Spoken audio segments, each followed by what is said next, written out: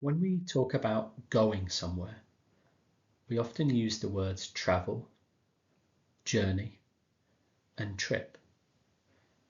But is there any difference? And when should you use each word? Let's unpack these terms in this video. So hi, I'm Graham from Serving, and we're going to start with travel. That's the most general term. She loves to travel to new countries.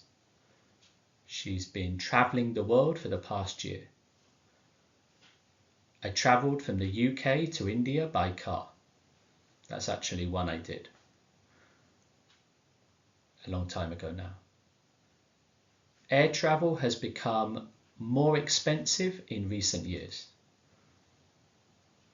Maybe you can see here, travel is a verb. So viajar en español is travel in English. And we're referring to the act of going from one place to another, often over a long distance, not always. It's a regular verb. Travel, travelled. Never say travelled, travelled, travelled. Okay, you can write it with one L or two L's. What have I put here? I put both actually. So travelling, two L's, travelled, one L, but that's more of an American British thing. Both forms are correct. And in the final sentence, can you see we also use it as a noun? But we're talking about air travel in a very general way. It's never countable. We never say I travel, just travel.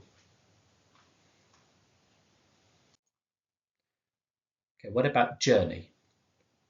It's almost always a noun. We usually use journey to refer to going from one place to another, from A to B. So here I've put some examples from the Cambridge Dictionary. The journey was quite quick because the road was clear. I expect you'd like to rest after your long journey. We did the journey to Wales in 5 hours. The train journey took us through a valley past rolling hills.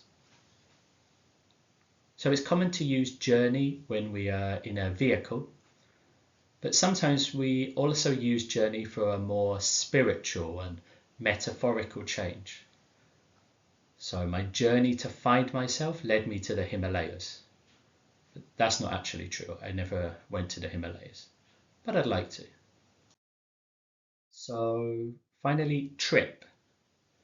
It's also a noun, and it's also a journey. But we usually use trip when we go somewhere and come back again. And usually for a short time. So we took a weekend trip to the beach. She's planning a business trip to New York. The school trip to the museum was a great experience. My parents took a road trip across the country. But that difference between journey and trip doesn't apply 100% of the time, but it's a good guideline. So like on the website TripAdvisor, you're not getting the transport advice to go just to one destination. You're getting all of the advice about the hotels, the activities for going, staying, doing things, coming back. Trip. Okay, so to summarize, travel. This is a general term. You're going from one place to another, but never say I travel.